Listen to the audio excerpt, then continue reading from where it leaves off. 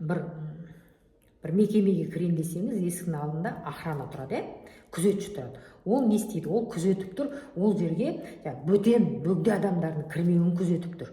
Рұқсат қағазын сұрап, танитындар жібереді, танымайтындардың рұқсат қағазын сұрайды. Ал егерде ол күзетші болмаса, ол жерге кіріп шыға береді да, ол жерде тәртіп болмайды, тағы деген сияқты.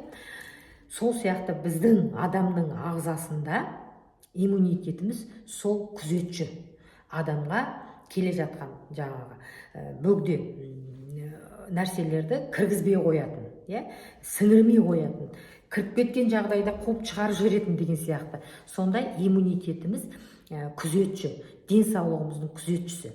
Ал енді күзетшісі нашар мекемеге басынып кіріп кете береді ғой, сол сияқты адамның ағза